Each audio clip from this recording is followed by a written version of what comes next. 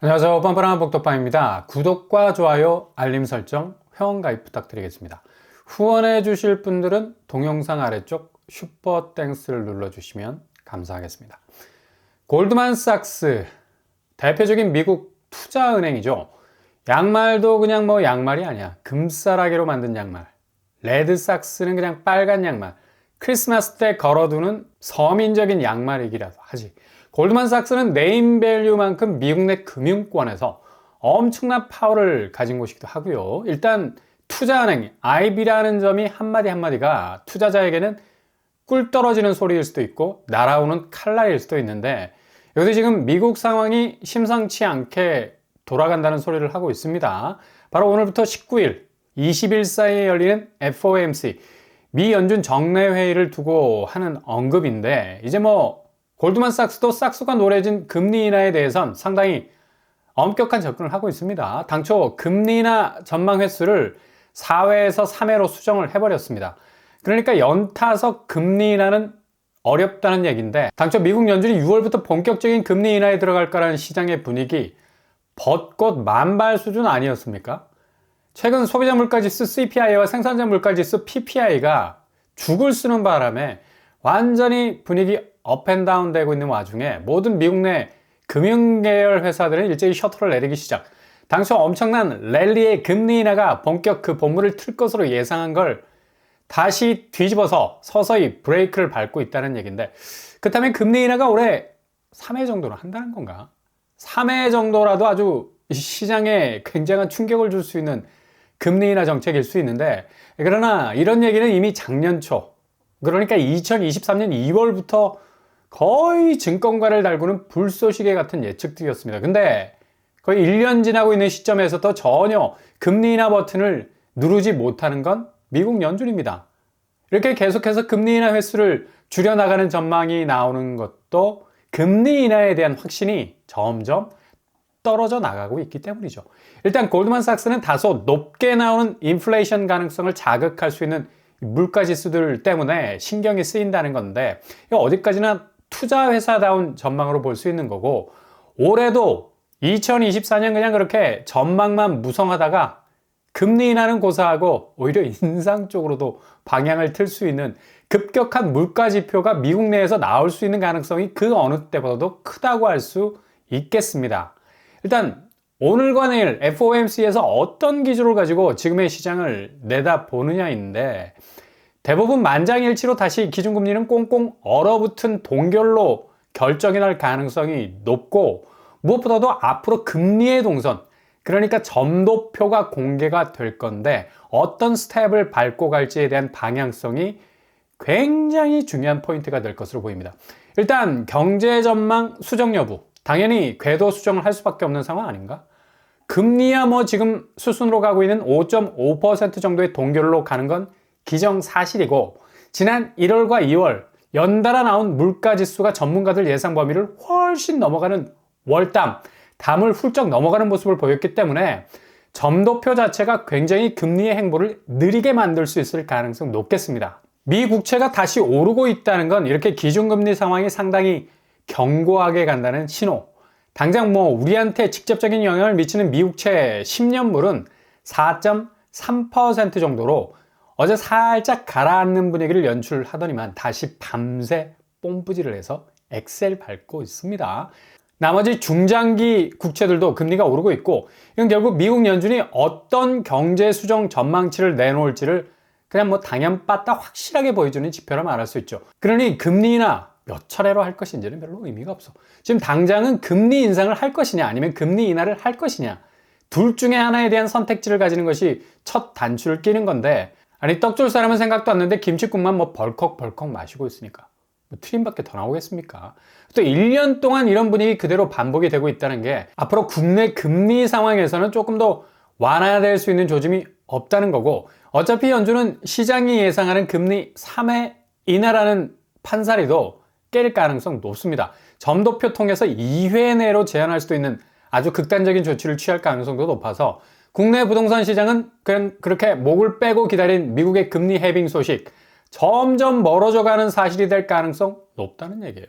그러니 지금 이런 고금리 기조에서 우회할 수 있는 올해 부동산 시장의 변수가 될 수 있겠다라고 전망이 된 신생아 대출, 노원과 성북에서 거래가 쑥 하고 올라오는 소식이 전해지고 있는데, 신생아 대출 이용 9억 이하 거래가 1,500건 정도, 12월 1,000건에서 2월 1,500건 정도 거래가 쏙쏙 올라오고 있다는 얘기인데, 일단 신생아 대출은 저리 1.6%대 금리가 적용이 되고 DSR 규제가 적용되지 않아서 여러모로 내 집 마련을 하려는 젊은 층들에게는 상당히 매력 있는 건 분명합니다. 근데 지난 특례 대출처럼 일시적인 거래량 조정폭으로 그칠 가능성 높죠. 왜냐?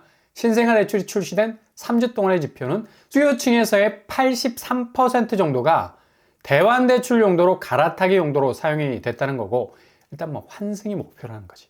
신규 주택 구입을 위한 내 집 마련 프로젝트라는 명분이 많이 약해진 거고, 액수는 뭐 거의 2조 8천억 정도가 된다고 하죠.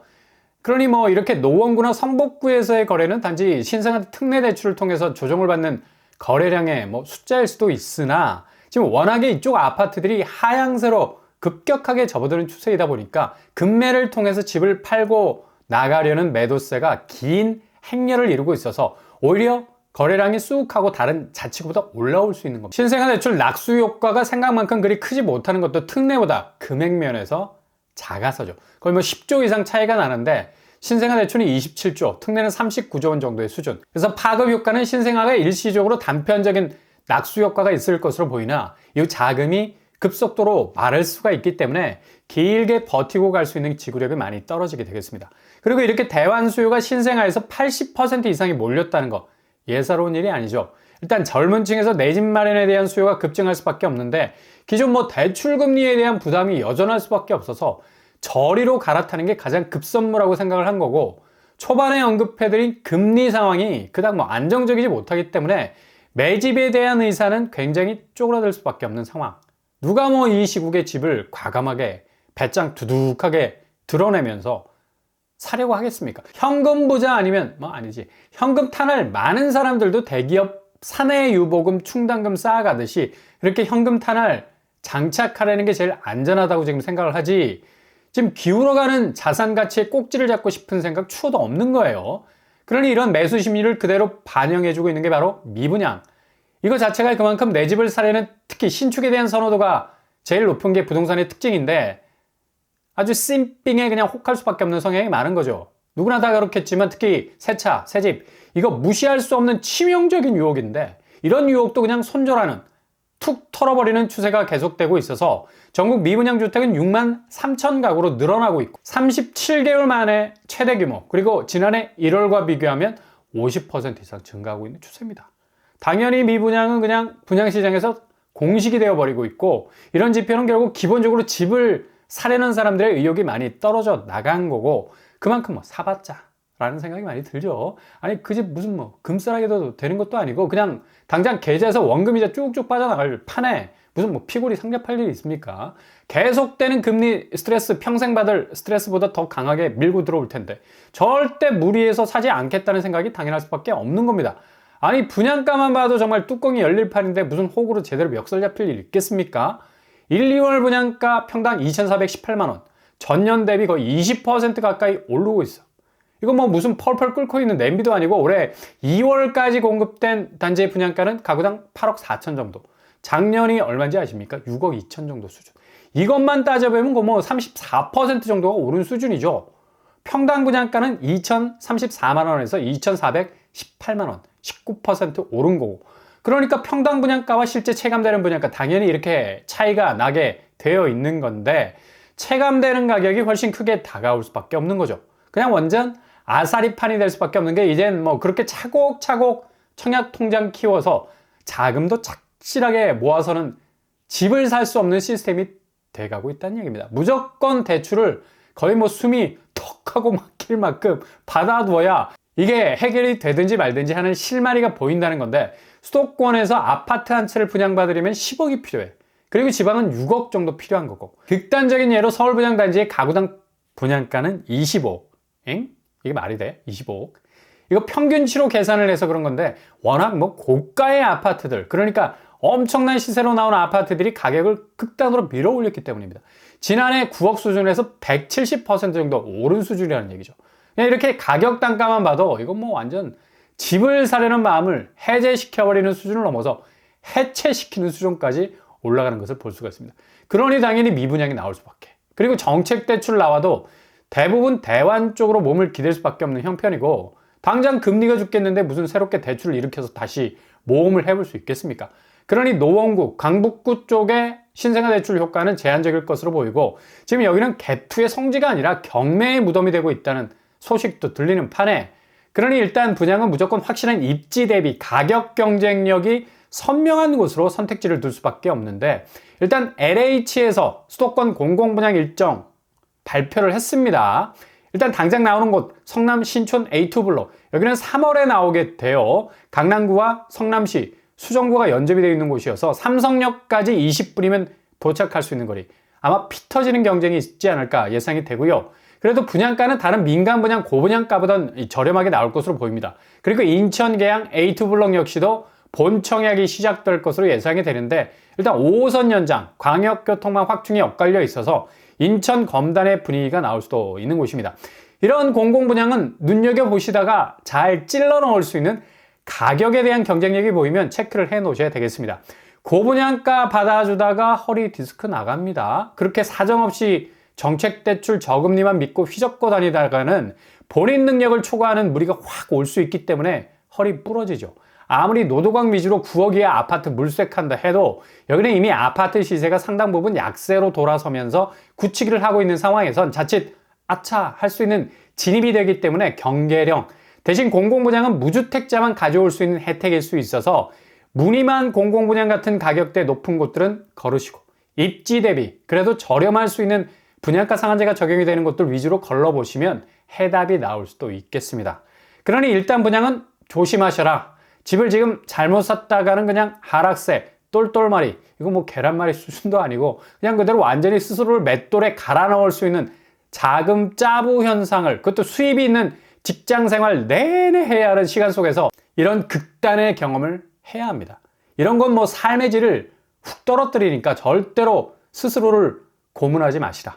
시간은 짧고 인생도 짧다. 집에 내 모든 걸 걸기에는 지금 자산시장은 로또라는 키워드가 완전히 사라진 지 오래입니다. 역전도 없어졌고 반등도 없어졌어. 그러니 가장 실용적인 선택지를 두는 것이 최선입니다. 무주택자에겐 그래도 공공분양, 가격이 실리적인 곳들, 걸러낸 곳들 혜택을 받으려면 무조건 받으셔야 되죠. 이런 거에 비하면 지금 뭐 유주택자들은 분담금 폭탄 때문에 거의 사경을 헤매고 있습니다. 강북 최대 재건축 미미3이라고 부르죠. 미룡, 미성, 3호 3차. 여기 9평에 들어가기 위해서는 5억 원씩 추가 분담금을 내야 하는 놀라운, 정말 서프라이징한 일이 벌어지고 있습니다. 여기 지금 반토막 거래도 심상치 않게 나오고 있고 5억 원대 거래도 많이 보이는데, 분담금이 5억이면 뭐 이거 뭐 하라는 거지? 그냥 나가라는 건가? 도저히 감당할 수 없는 미친 분담금 폭풍이 몰려오고 있는 겁니다. 그러니 집을 가지고 있는 게 특히 재건축 호재를 맞았다고 기대에 들떴을 텐데 그대로 뭐 뒤통수 얼얼하게 맞은 거고, 당연히 분담금 덩어리가 이렇게 크니까 팔려고 해도 이걸 누가 받아줘? 벌써 패를 까도 이렇게 처참하게 까버렸는데 배보다 배꼽이 큰 아파트 받기에는 지금 시세도 깨지고 있는 판에, 그래서 호가가 뚝뚝 떨어지는 현상까지 일어나고 있다는 얘기죠. 아마 서울 재건축 단지들 위주로 이런 매매가 하락 현상은 분담금 문제로 더욱 가속도를 밟게 될 겁니다. 이게 지금 무주택자보다 유주택자들이 다급해졌어. 팔기 위해 내놓은 매물도 어제 물건 밟고 오늘 물건이 쏟아지는 상황이고, 아마 테러가 막힐 수도 있다는 위기감이 더 커질 수도 있겠어요. 오늘 BOJ, 일본 중앙은행 금리 결정으로 17년 만에 금리 인상을 단행하게 될 것으로 보이는 일본 마이너스 금리 탈피는 2007년 이후 최초로 엑셀을 밟는 거라서 한국은행이 금리 동결로 인한 해외 자본 쏠림이 일본 쪽으로 캐리될 수 있는 N캐리 현상도 일어날 것으로 보여서 한국으로선 금리 부분에서 금융시장에 흔들리는 지표로도 이어질 가능성 높겠습니다. 미국도 오늘 FOMC에서 금리 동결 수순으로 가게 될 거고, 이 두 가지 금리 변동 요인이 국내 부동산 집값의 진폭을 더욱 아래쪽으로 크게 움직이게 할 수 있는 분기점이 될 수도 있겠습니다.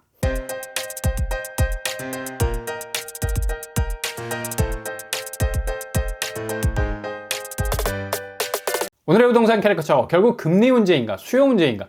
금리가 꼼짝도 안 하고 오히려 상승 기조 쪽으로 움직일 수도 있다는 불안감, 이건 뭐 워낙 오래된 사안이라서 이제 인하로 간다 해도 수요 쪽이 이미 얼어붙어 있어서 따라붙질 못하는 추격 매수는 추격이라는 말을 붙이기도 민망하죠.